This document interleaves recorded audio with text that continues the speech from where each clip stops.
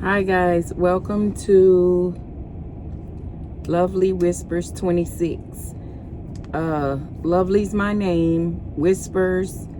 We are doing dementia and Alzheimer's and the role of a caregiver on this channel. And in 2026, my baby brother, my little brother, he wasn't a baby, he was 28 years old, suddenly, unexpectedly passed, right? So that's why I say Lovely Whispers 26. And Whispers as well comes from my mom, because she no longer talks. So, I just thought it would be a good mashup. Okay, so don't quote me. But anyway, I want to talk today about, my shirt says nope, not today, if you can see it. But today I want to talk about the hidden struggles of a caregiver.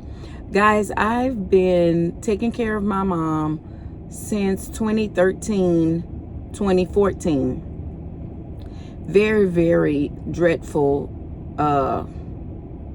disease. Very dreadful. Like, I got a phone call while I was at work, and my nanny was on the other line, and she was like, hey, what time can you get off? And I'm like, why? What's going on? Because they know I like to work. They know I like to stay busy. And so I was like, she was like, yeah, your mom is sitting in a dark room, and she's saying she don't know what's going on. She's depressed, and she won't come out of the dark room or whatever. So I said, well, can you stay there? Let me finish my shift and I'll be over. So when I got there, she was crying. She was really confused. Mind you guys, my mom was 53 years old. 53, you guys. I was in the thick of trying to find out who I was.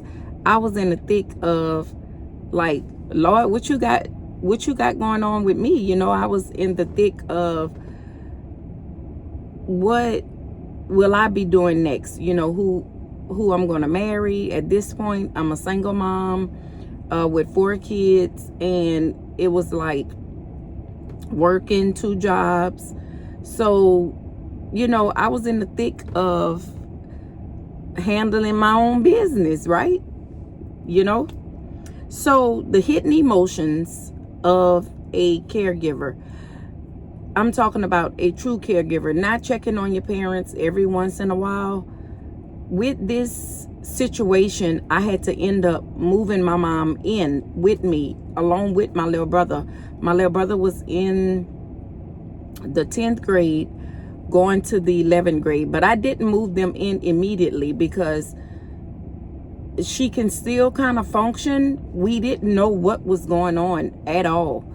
We just thought she probably just slipped into a little trance, or, we didn't have a diagnosis. So I'm just skipping all around. So just trying to make sense of everything. Because like I said, I was still working. Like, I can't not work, because that's the only way me and my kids were eating. Right? So welcome back to Lovely Whispers 26. And today we're going to dive deep into the emotions of how that affects you. And like, girl, I didn't want to have to take care of my mom. My mom was still babysitting. She was still cooking. She was still cleaning. She was still doing everything on a normal, like everything. She was doing everything. So she had started. So after this little episode, she would call me at work, and she would say, Shine, can you bring me home some gloves? They called me and said that I can only clean with gloves. And I'm like, who? She said, I can only clean with Pine Sol. Who are you talking about? Who's calling you, telling you these things, right? Needless to say, I don't know if somebody was playing, I thought somebody was playing a massive trick on my mom with her, you know, saying things like that. You know, she can only cook these certain things. She couldn't, she can only use gloves. She can only, oh, it was a mess, right? So, y'all, I started getting in my feelings, like real bad, getting in my feelings, right? So, it's a struggle. It was a struggle, and it still is a struggle, because she's still with me. Like I said, she's on the downward slope, but she's still here. So, you, as a human, that's carrying a heavy responsibility. You know, like I said, my mom had my little brother when I was in the 11th grade or whatever. So I was a grown woman whenever he was a teenager, right? I had my own kids, my own family, trying to figure out what I'm going to do. So, y'all, I really had to train my mind, and it didn't come overnight. With prayer and counseling, doctor's appointments, this journey doesn't change the patient, it changes you. I still don't know to this day, kind of, sort of, what God was doing as far as choosing me to be my mom's caregiver. But I'm her only daughter, so who else would have did it? Comment down below what you guys would have taken care of your loved one, mama, daddy, sister, brother, whoever. So when you carry all of that around, you start carrying guilt around. You start carrying grief because you're grieving that person. Because I want my mama back. Like, where did she go? Who took her from me? Who is this dementia, Alzheimer's? I touched on that, but I really didn't know what all of that was until I had to dip in that pot and eat some of that myself. Loneliness, exhaustion, like, you really don't know what that's about. You wonder if you're doing enough. You question every decision you make. I mean, I went from solely just checking on my mom to really having to check on my mom. Doctor's appointments, doctors, what she was gonna wear, food. Like, it became, and this is the beginning, guys. Like, I have stories out the wazoo. I can't wait to tell y'all that time that she went and got lost in Florida. That's a whole nother subject. The police was called, the SWAT team was called, the dogs. Baby, look, I'm gonna write a book about that. So you start with the guilt. Like, what the hell? Why me? You know, then you start with grief, because you start grieving the person who they once were. Where's my mom? Like I told y'all, where did she go? It was hard. It's heartbreaking. Loneliness. So, you know, people start not wanting you to come around. I couldn't really bring her to the hairdresser. She was used to getting her hair fixed every 2 weeks.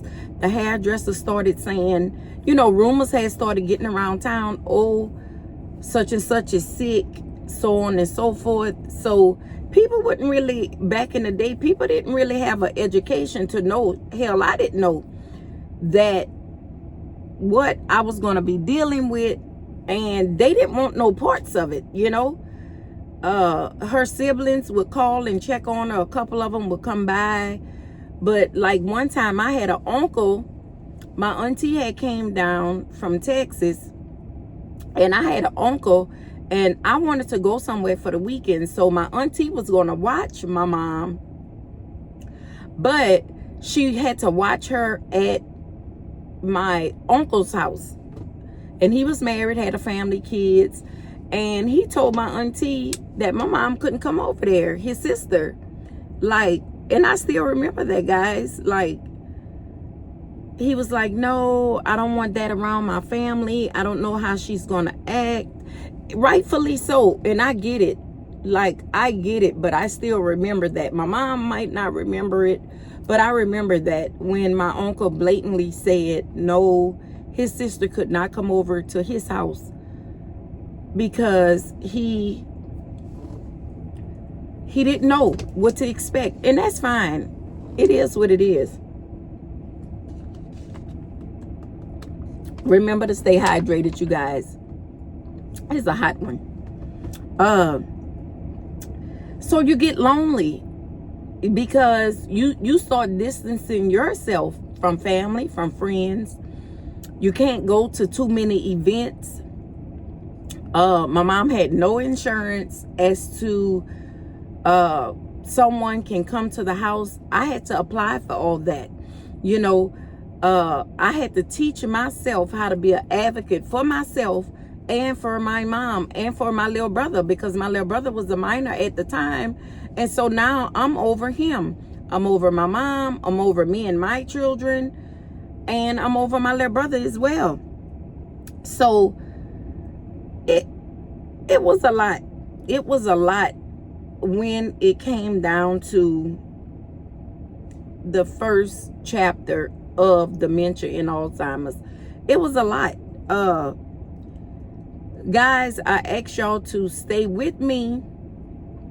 I will be dropping some more little videos. I had to really be in tune and teach myself how to navigate this thing. It was rough. It was rough. It wasn't fun at all. Let me tell you, I was pissed. Her daughter, I was pissed. I was frustrated with my mom. I was frustrated with everything around me. You know, why did you choose me? Why did you say that I would be good for this part of life? This was in the beginning stage. I questioned all that. I questioned God. I probably even chewed him out. I know I chewed him out. Not probably. Yes, I chewed God out. I'm going to be real here. Guys, I wasn't the same person. I wasn't the same person. I was angry. I was upset. You know, the look in my mom's eye was like, I need your help. Oh, and this will be my next topic. Because I never had a conversation with my mom what to do if she become sick before it's time for her to become sick. Because who expect a 53-year-old to end up with dementia, Alzheimer's? Like, what the crap? You see that stuff on TV. Never did I thought it would have come, you know, hit me in my life like that. So next time I am going to talk about, you know, how I got over, no, not got over it, because I'm still in it. But if you are dealing with a sick family member, a loved one, you're not alone. I'm walking it. I walked it. I tread it. I ran it. I did backflips. I did all of the above. I was guilty. I felt guilt. I felt shame. I felt grief, lonely. I got depressed. I got diagnosed with, you ain't paying attention at work because your mind is somewhere else. Well, yeah, it's somewhere else. Because, baby, this is a whole new ball game. Like, what are you talking about? So I really had to go in and talk with my boss and them to let them know what was going on, which they knew what was going on. My mom didn't have no insurance at the time, so the medications that they were putting her on, the regimens, this, that, and the third, like I said, I worked day in and day out, and I had to figure all of that out. And I was trying to get help from every which way. And I did have some people to show up. But, baby, the hidden emotions behind this horrendous disease, I don't figure black people talk about it enough. You know, People, grandmother, grandfathers get it. Yeah, they in their 70s. Rightfully so. If you're in your 70s, 80s, and you get it, yes. But a 53-year-old woman, no. Like, did you put a hex on me? Did you put a curse on me for me to have to deal with this? Was my initial, what did I do to deserve this? You know? But I had to figure it out. I had to figure it out. And it wasn't overnight. It was not overnight. It's been a journey. And if you stay locked in with me, I would appreciate it. And like I said, I lift up every caregiver that's watching this video, every Alzheimer's, dementia family that ever had to go through anything, any sickness, right? Because sickness hit anyone. I comfort them when they're grieving, remind them that they do not have to carry this burden alone. Like, you got to lift your eyes up to the hills, which cometh your help. And baby, that ain't nobody but God, because he is the only one that had to heal me. And I'm still in the process. You're going to carry it forever. But I pray peace over you. I pray understanding. And I hope God renew your strength every day, because you're definitely going to need it. Like I told y'all, I had some trying times, baby. If this message has encouraged you, please like, comment, and subscribe and share. And my next topic is going to be have that conversation early. I'm starting to have that conversation with my children right now. What to do with me if I become mentally ill or physically ill. Baby, I'm talking to my children right now about it. I'm talking to my kids right now what I want, what to do in case of an emergency like that. Because me and my mom never had the conversation. So y'all, I was stuck between a rock and a hard place. But that's a whole nother subject. I want to leave you guys with peace, understanding, wisdom when it comes down to this ugly disease called dementia and Alzheimer's. It strips you of who you are, but we know whose we are in Christ. Y'all have a good day.